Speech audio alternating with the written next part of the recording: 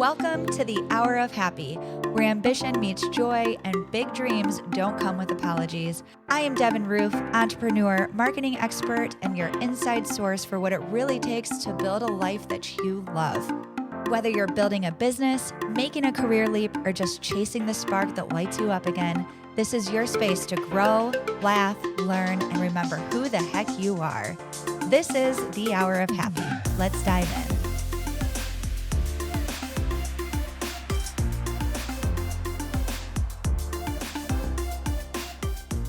Hey everyone, and welcome back to another episode of Hour of Happy.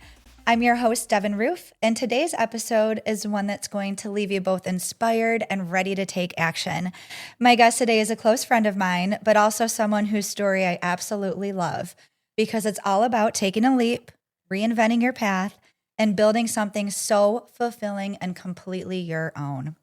Brittany Magsig is the founder of Mountain Mama's Cabins, an Airbnb empire that has captured millions of likes and hundreds of thousands of followers on TikTok and Instagram. She's built an impressive portfolio, growing from a single cabin to managing multiple beautiful properties in the Smoky Mountains, leveraging her role as both a social media influencer and direct booking advocate. But what makes Brittany's story even more special is where it all started. Before all of this, she worked as a social worker, dedicated to helping others in a completely different way. Today, we're going to talk about what it looked like to make the leap from a stable, secured salary job to full-blown entrepreneurship, how she's built such a thriving business, and of course, the lessons she's learned along the way. Brittany, welcome to Hour of Happy. I am so excited to have you here. I'm so happy to be here. And your resume of me, I'm like, wow, thank you so much. Just all of that coming to fruition. It's like, wow, it's just been a whirlwind. Girl, I had to pump you up. Always. Like from CrossFit to now to here, it's always pumping. Yes. So let's start from the beginning. Why don't we take everyone back to, when you graduated college and the work you were doing fresh out of college? Let's start there. Yeah, I went to college and I was blessed enough to have a full ride volleyball scholarship. I also went to college knowing that because I had this full ride, I can kind of do whatever I wanted. And at the time, coming from a family dynamic that was tumultuous, it was very faith-based, but, with my mom and dad, it's just like you kind of escape that reality and go to college. And I wanted to be at first I wanted to be a nurse, but I realized very quickly with my ACT score in college and the fact I didn't like blood, that was not going to work out. So then I was like, you know what? I really like helping people, and I feel like my advice really lands with people, and I loved working with kids, and I knew social work was kind of the route to do that.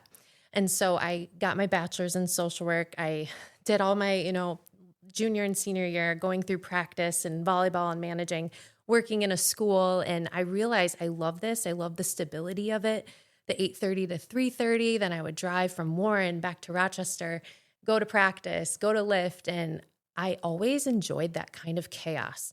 But it was a nice structured chaos. Yeah. And so going through, after I graduated, I knew right away I had to get a master's degree if I wanted to work in the schools or in medical. And that's where the money was, even though social workers don't cap out at very much money at all. But, with that scholarship, I'm like, okay, I can really have the freedom to do whatever I want.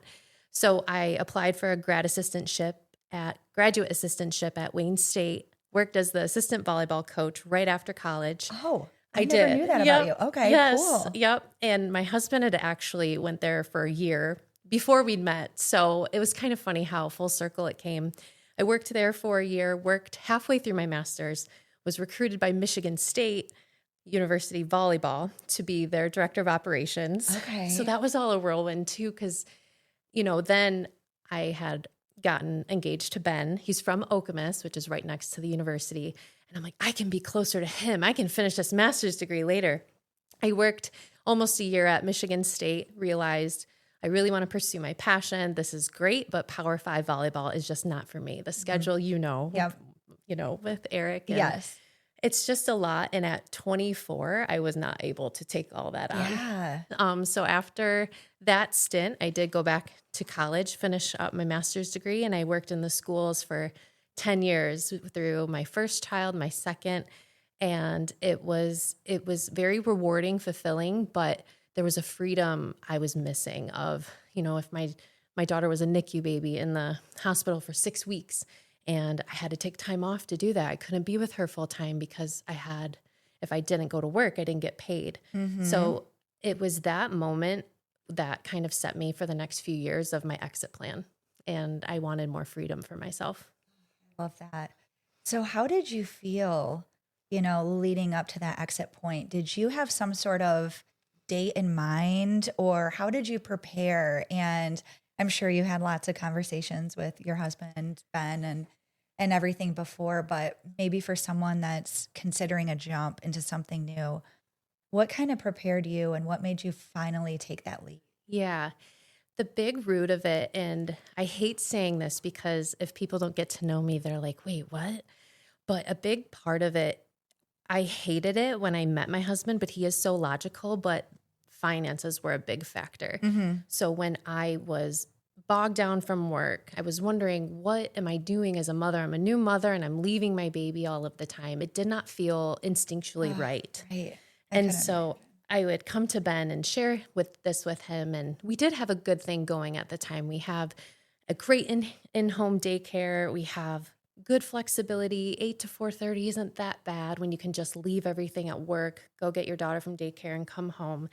But when I would say, I don't like this route anymore, he knew I didn't, but he also didn't like it for me. He could see how it affected me, but he said, we can't afford right now for the life we created, buying that house, having that mortgage, for me to not have that $70,000 salary and benefits to support our family. Right.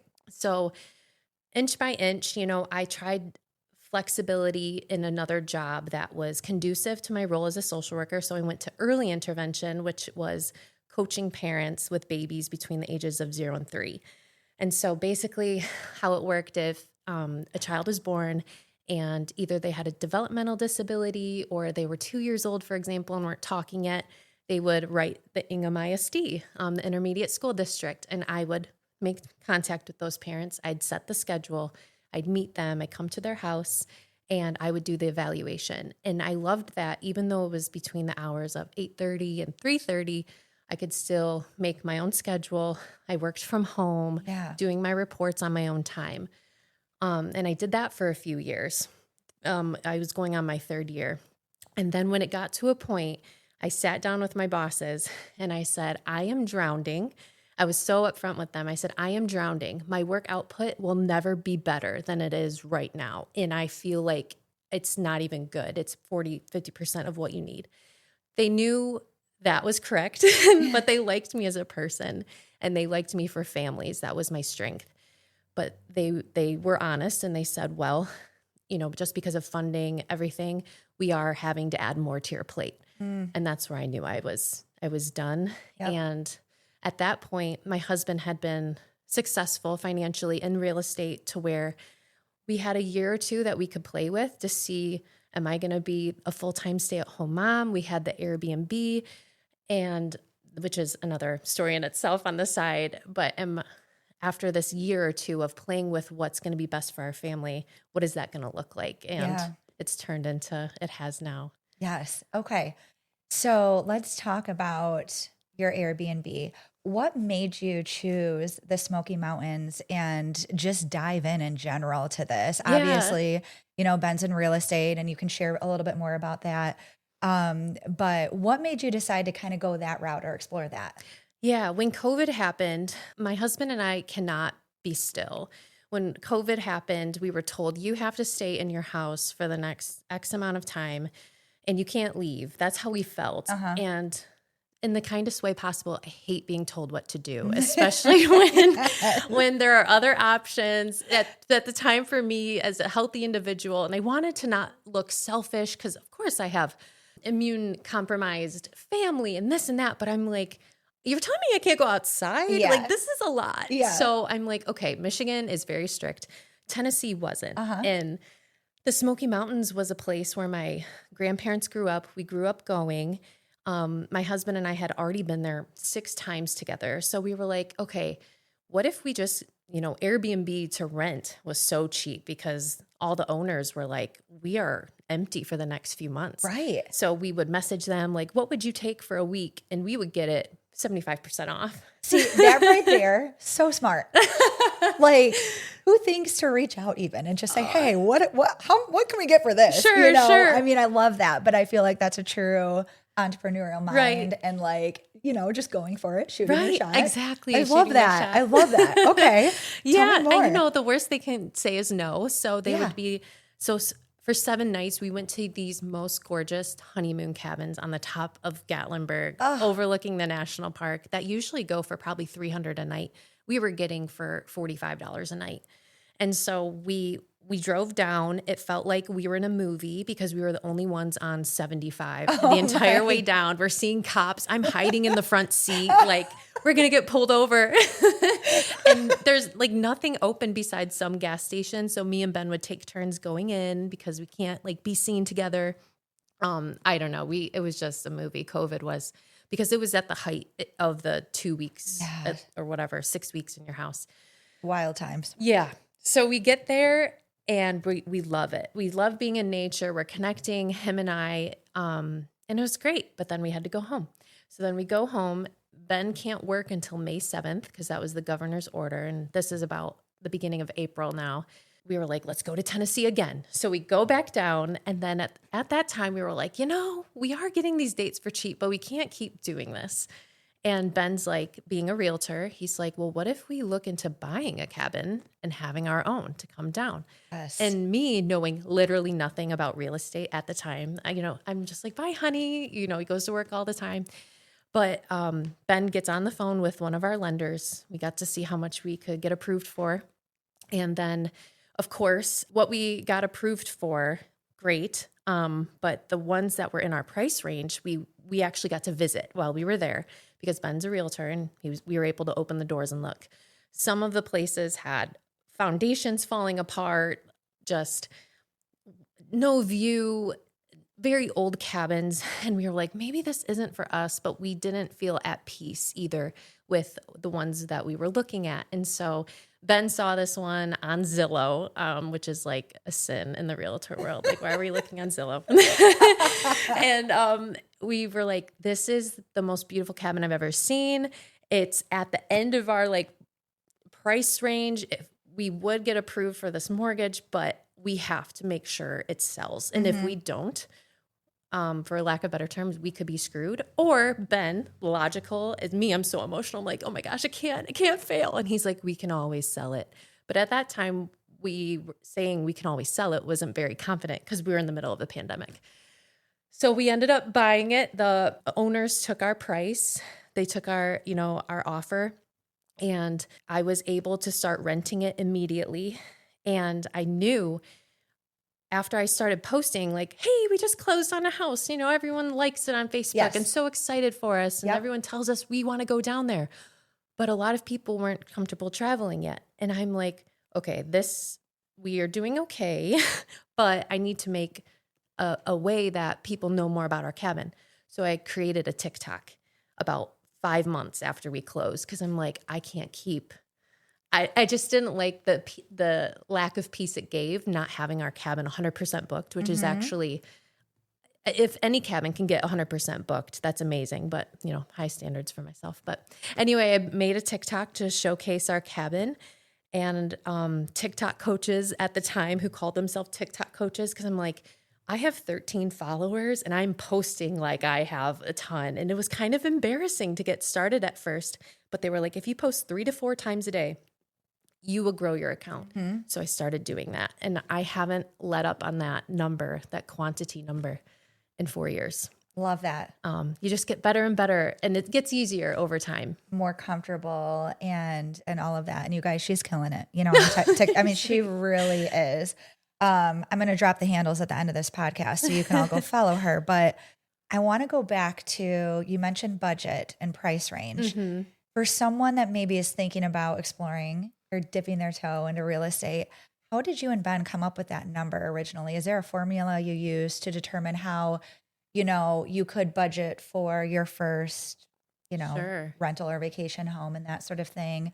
If you could share that, that would be awesome. Yeah. Him and I's situation was definitely a situation you don't see a lot in investing, because we went truly from a blue collar salary to a creative way that the world was that might not be attainable, but this is the craziness that went on. So the interest rates at the time were 2 to 3%. So Ben bought his house. We weren't engaged at the time. So I say he was the only one on the title at the time.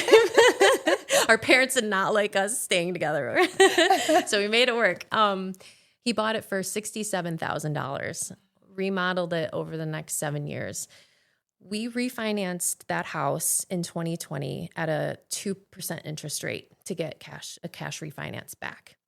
So because we had no money to put a down payment on a home. So in real estate, if you purchase a home, you have to have closing costs and you have to put a down payment, usually 20 and then 10% if you get a second. So we knew we had to get a down payment, cash refinanced. Our debt to income ratio, that's a big thing if people want to invest. It's basically how much money do you both bring in and what can you afford in your mortgage? What is the bank willing to give you to make that mortgage? Okay. And so that's kind of how they give you that number of what you're approved for. It's always messy when you get an entrepreneur, as you know, and going through that process of providing all of your forms and your stubs and literally just all the write-offs and everything. So we knew we had to move fast when we were buying this house because we offered $20,000 less than what they were asking, because Ben's principal, he's like, the comps in the area, you're asking for $181 a square foot, but all of these are going for $141 a square foot, which is so cheap now compared to what the market is now down there. Sure. So we also came in and felt like we were lowballing them, but it was a fair offer. And maybe they were wanting more because it was amidst a pandemic. So we got approved for X amount. We refinanced our house to have that down payment. And that's how we brought all of our money to the table. And with the hope of we will make our mortgage every month. And how I looked at it at the time, there's this, I'm actually partnerships with them to an affiliate, but airdna.co is great. If you're ever looking at investing, you type in the address, it'll give you the average daily rate of what it's going for, the confidence score of how often it'll book. And at the time, I think it gave me an 80% confidence score. And then we basically said our mortgage will be around X amount a month. And if the average daily rate is this, the occupancy is this, just that simple math, like, okay, we're making 2 to 3 times our mortgage a month. And that's usually the sweet spot. And so that's when we knew, like, this is a great investment risk. And he's teaching me all of this as we go along too. But that was a great investment risk to have with those numbers. Absolutely. And what a cool formula. You guys take note of that, airdna.co. Always check first. And maybe you can shed more light onto that, because the last thing you'd want to do is jump into something and be stretched so far financially, and really taking the time to think about, okay, if I want this booked, what do I have to set the rates at? What are other rates at around us? But also, what do we need to make for it to make sense? So I love that you shared that. Thank you for sharing that. Obviously, Ben is in real estate. What if someone, lives in Michigan where we live, and they're looking to invest somewhere in another state? Would they reach out to a local realtor, or what would the process look like? Can you advise listeners on that at all, who's looking to explore? Because it's tough. And I love that you guys were actively traveling to the Smokies, and you love vacation there. So you could really like carve out time to go and explore. And then Ben had, some access. Would the step for us be then, living in Michigan, connecting with someone in that state, or what would that look like? Especially in terms of like having to move fast. Yeah, definitely. Because I'm sure that that's still probably how it is today, when a beautiful property gets listed somewhere, I'm sure lots of people are after it. Yeah, so, definitely. We reached out to, it's always important to get, quotes from lenders as you go forward. And at the time we had to use a global mortgage company that would approve our purchase in Tennessee. So for us, it was Rocket Mortgage. Everyone has their own opinions on which companies are the best. We really like using credit unions. We find either local and they're easy to get a hold of. And We actually originally reached out to a credit union of a person we had a relationship with because they were able to get us our pre-approval letter.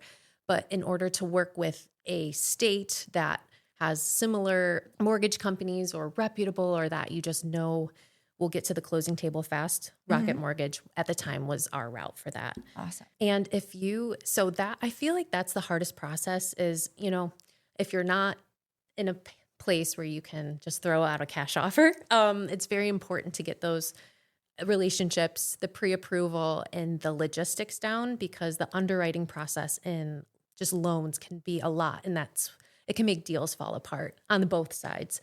So luckily, the owners of our place didn't need to sell or wasn't contingent, so we were able just to get in. And if anyone is ever looking to go outside and you're like, well, who's going to manage it for me? Am I going to use a property management company?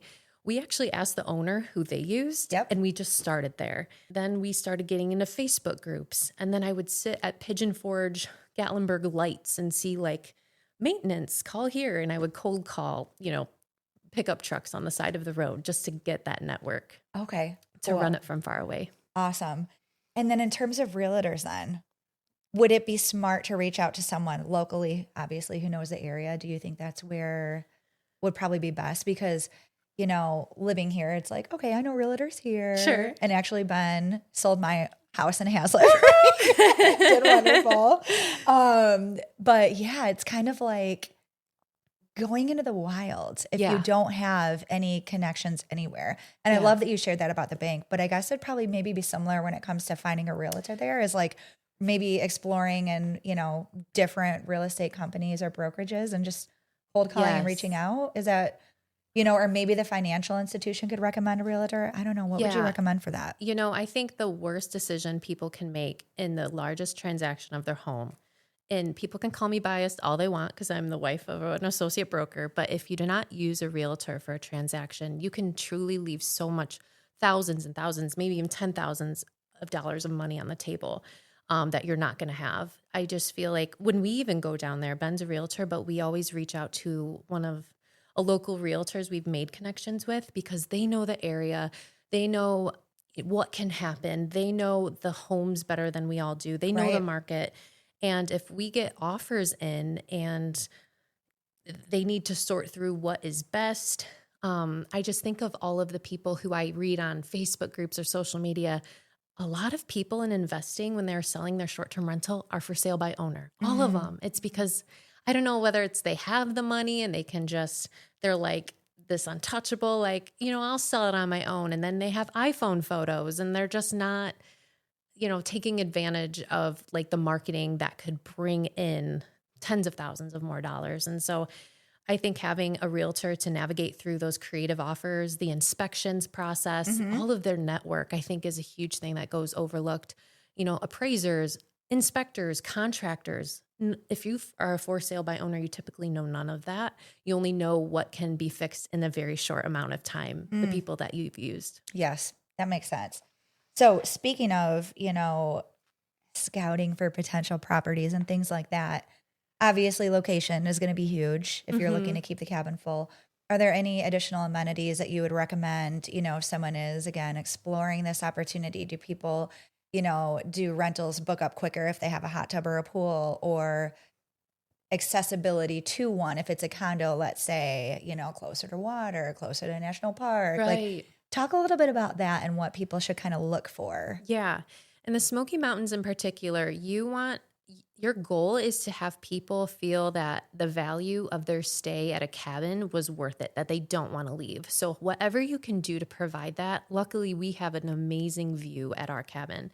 We have a hot tub, we have a pool table, we have Pac-Man, we have smart TVs. And though people love to get outside and enjoy their vacation, we want a place where people are like, okay, I feel comfortable paying anywhere from $250 to $400 a night for this place. And in the Smoky Mountains, gosh, I've seen Nerf walls, I've seen mini golf, I've seen just the rock climbing walls, indoor pools. We even host on our website. It's like, wow. It just makes people, with there being 44,000 cabins in the Smokies, you just have to stand apart. And I think of markets like in Florida, being a walking distance to the beach, having a hot tub, having an outdoor shower for the sand, little things that will make people feel the value.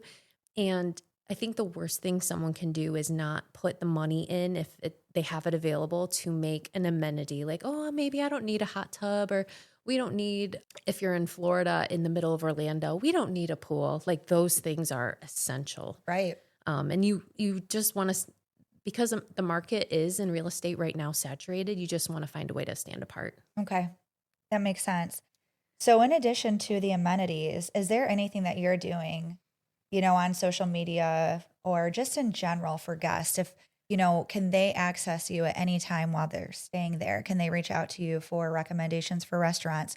Do you leave, some sort of welcome kit or anything like that? What sort of things do you do that kind of sets your cabin apart from others? Yeah, that's a good question. And I'm laughing because my business partner, he is so not he's like the best systems guy. So he doesn't use his personal number when he messages guests, but me, like it's my number and my local at home. I'm like, hey, this is Brittany from, Mama Cabins. And I think people are like, wait, what? This is actually her. And it is so you. Like yes. That totally tracks you doing that. From a 734 area code. Like, okay.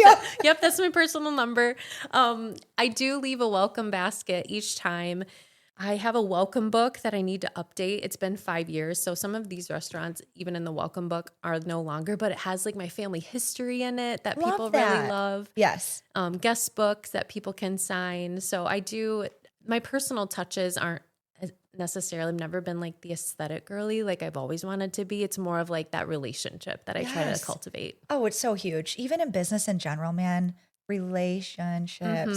It always comes back to that. Yeah. How you're treating people, your clients, customers, but any interaction that you have with other business owners or anyone in between, man, it really can set your success apart from others. For sure. Yeah, absolutely.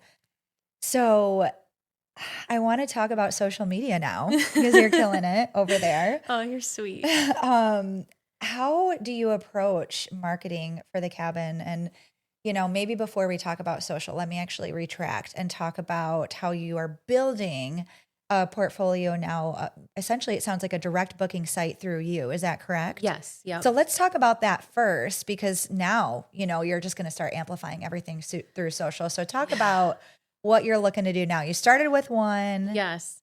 We started with one cabin, and my goal at the time was beat my competition. I've done that. Right now we don't have available dates until the Christmas time. And at the time, 6 months having our cabin booked, there has been points throughout the year where I'm like, I don't need to promote my cabin. So what am I going to post about? Which for a normal person, they'd be like, some of people don't say, I don't love social media. I'm a private person. Social media was always my creative outlet, whether it was on MySpace, yes. whether it was like Buddy for You on AIM, whether it was AOL profiles. Yep. Like I loved creating, and it was always online. I loved making little websites when I was a kid.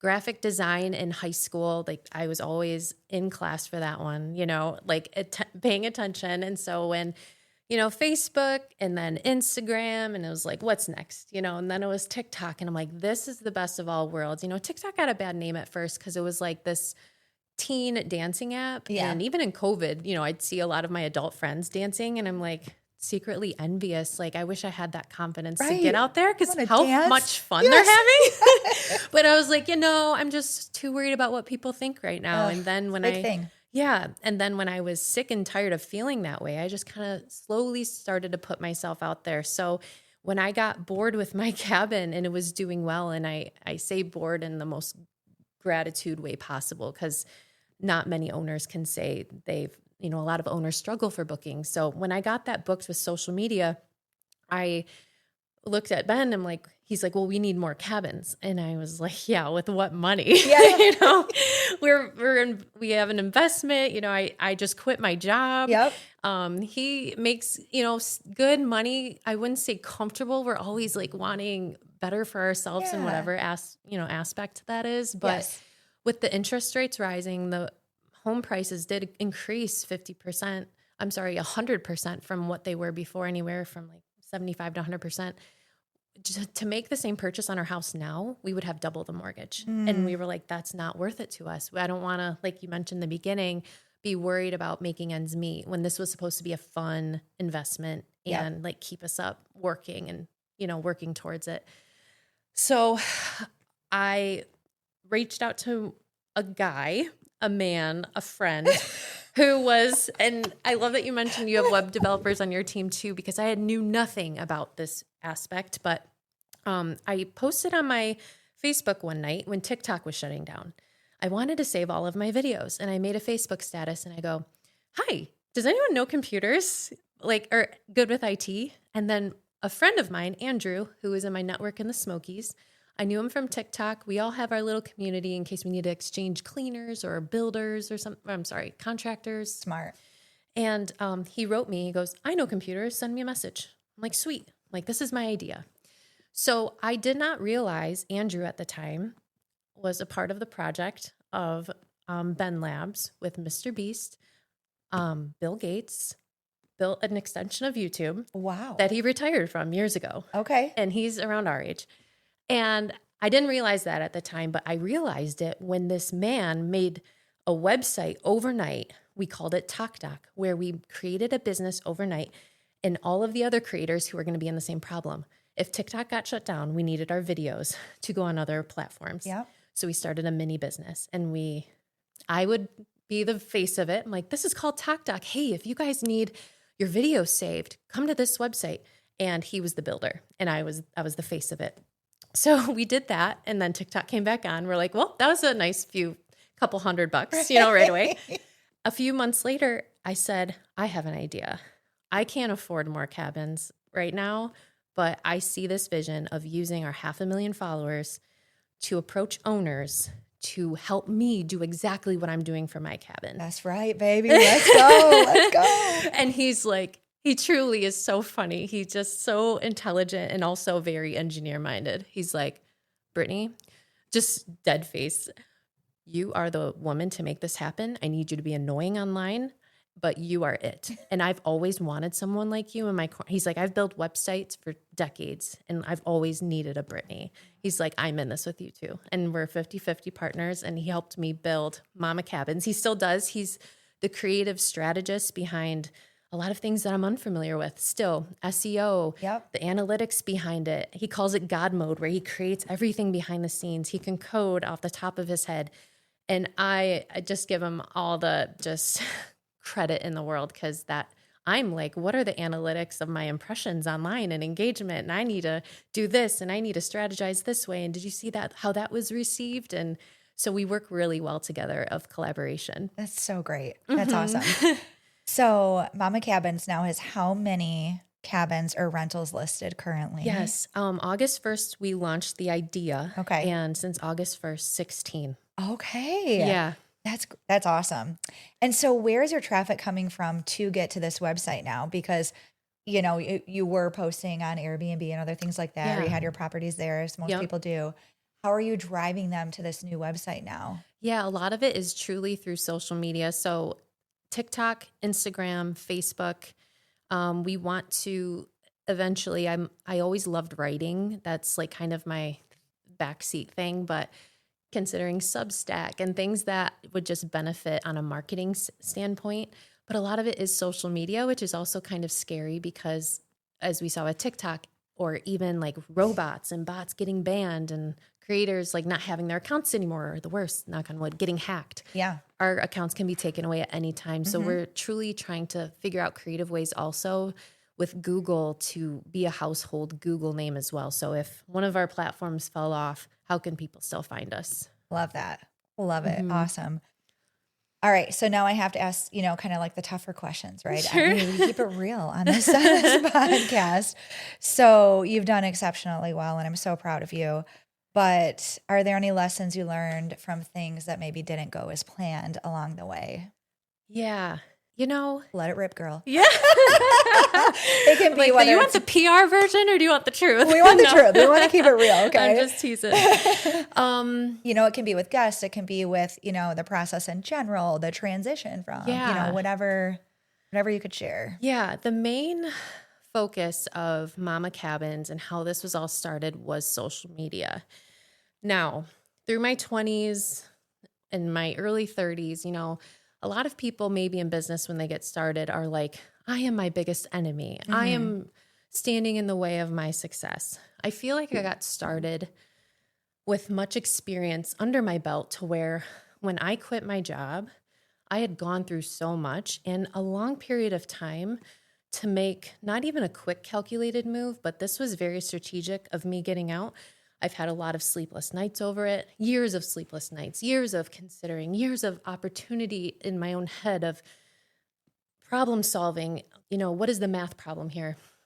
It wasn't until my social, I'm like, this is like kind of where it's the hardest, but because my whole account was built off of social media, engaging with people, that was the biggest hindrance of what was stopping my growth, because I didn't realize until probably recently that even the people closest to you don't want you to win. That I call it that crabs in the bucket mentality, where I didn't realize it was that at the time. That's what a therapist told me. But when you're in this bubble, and like whether it's in your neighborhood or area or this community, and you see other people that might be doing what you've always wanted to do, but they're doing it with confidence and they're doing it different, but they're still doing it. It's like, whoa, come back down. Like you're here with us.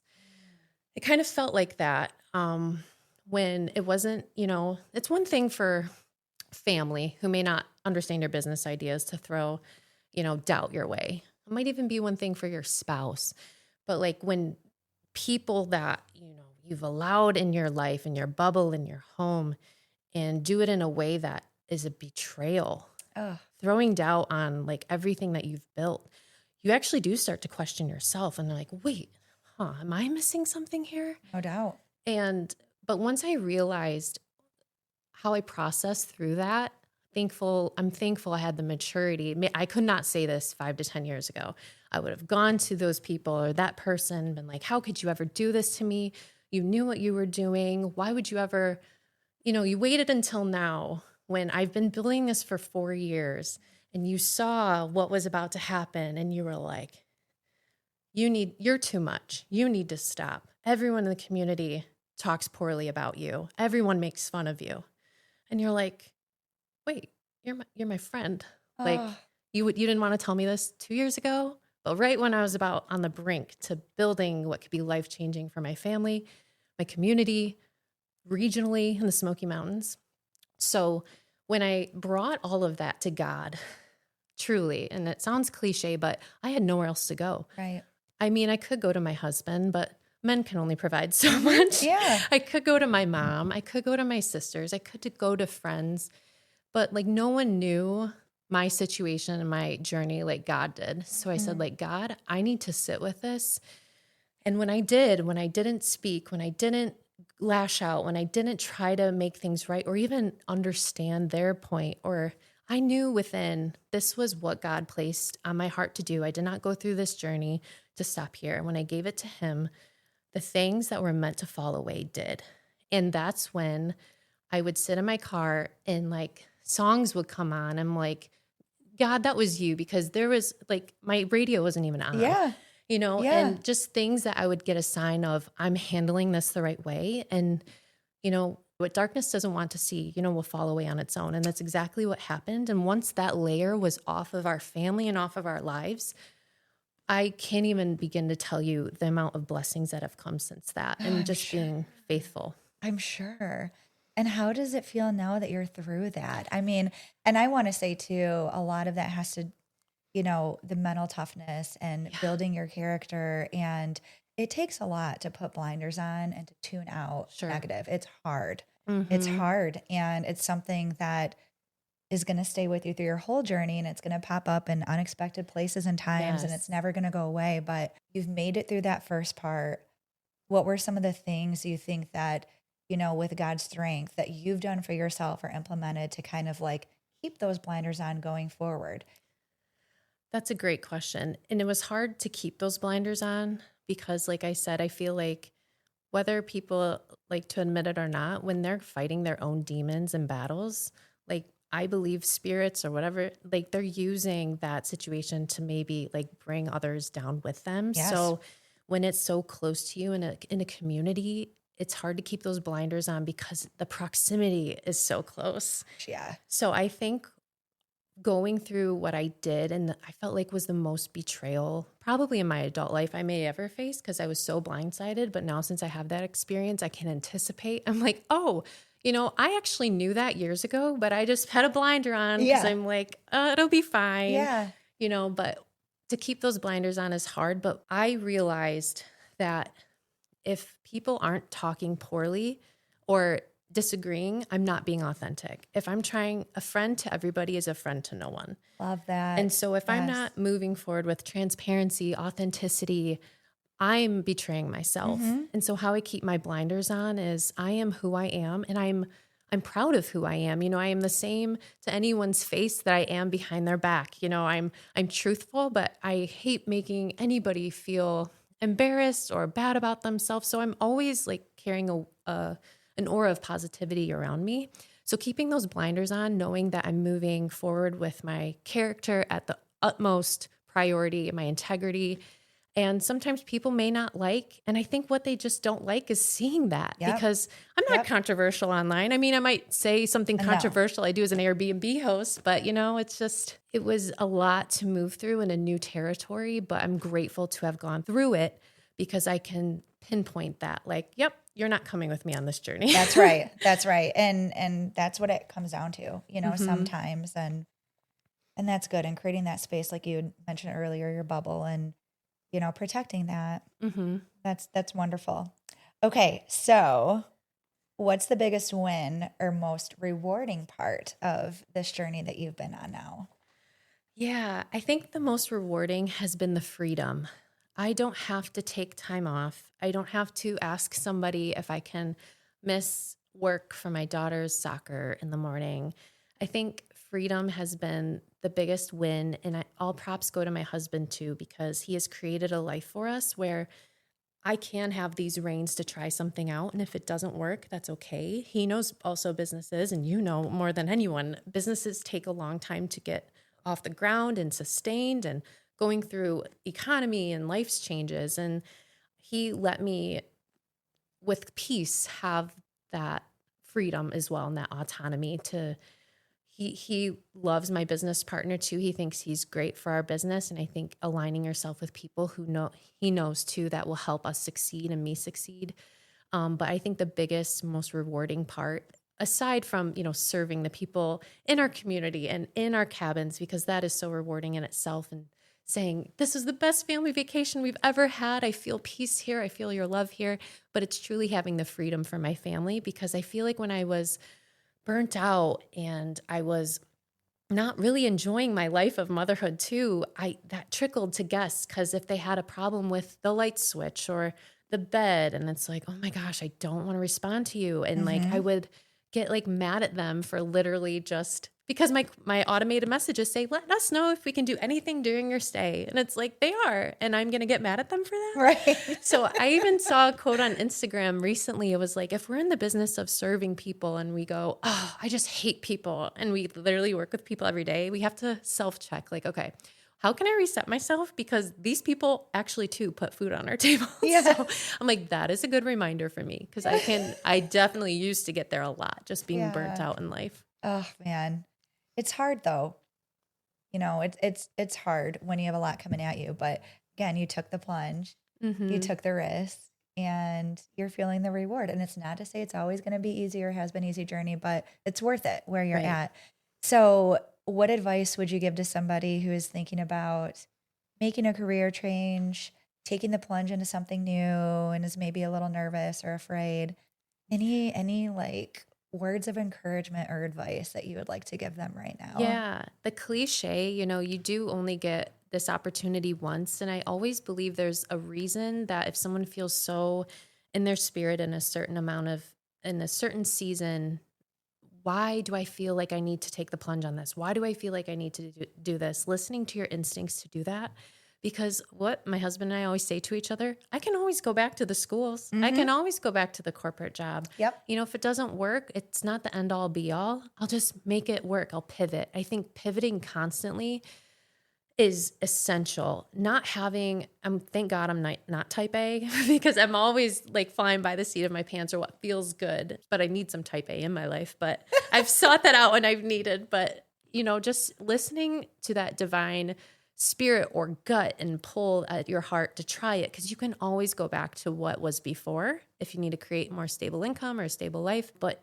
if you don't try it, you'll never know, and you'll never know the potential of what maybe the gift that God gave you to utilize to spread, whether it's his love or just your talent, and just be a better place, making the world a better place for people, having those relationships, because that, like you said too, that's truly just what it's about. Mm-hmm. And that's what makes business owners successful, is having those relationships. That's right. That's right. And life is so short. And, you know, finding your happiness and what you want to be doing now and maybe for the next 10, 20, 30, 40 years of your life is critical, Mm-hmm. you know, and living a life that you're proud of and that you feel fulfilled by. And it can be scary to think about, how am I going to move, you know, to get myself there? Yep. But, you know, I love that you said you can always go back to it if you need to. And that's true, you know, Mm-hmm. like go for it.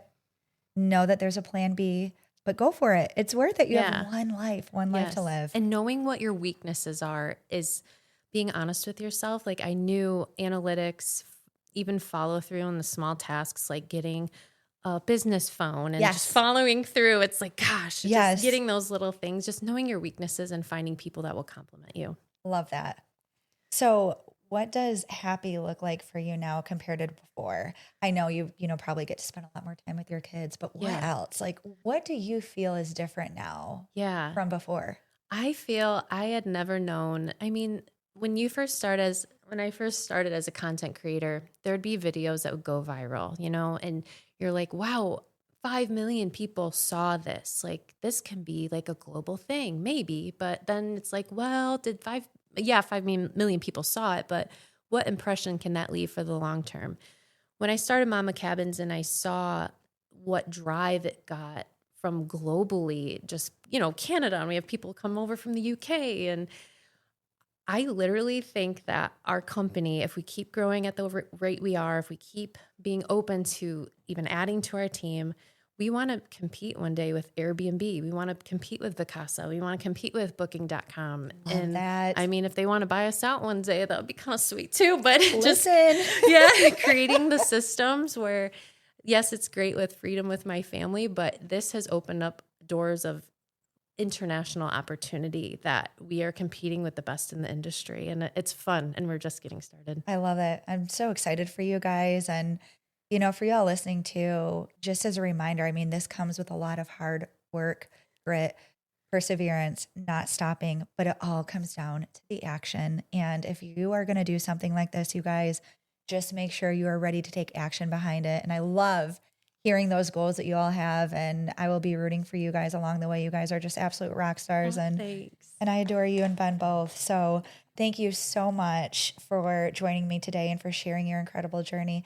Anything else you'd like to add before we wrap up? Well, no, but if anyone is looking to make, for the Smoky Mountains, it's a 8-hour drive east of the Mississippi. If you ever need a vacation, Mama Cabins, we're your people. That's right, you guys. MamaCabins.com is where you can go to book, but make sure you follow Brittany on TikTok and Instagram too at Mountain Mamas Cabins. So thank you, friends, for listening today. Until next time, get out there, chase what lights you up, and find your hour of happy in each and every day. Thank you for listening to the Hour of Happy podcast. If today sparked something in you, a truth, a challenge, or a fresh new idea, share it. Tag me, DM me, or send it to a friend who should hear it too. And remember, joy isn't a reward. You don't have to hustle harder to earn it. You just have to choose it. Until next time, I hope you find your hour of happy in every day.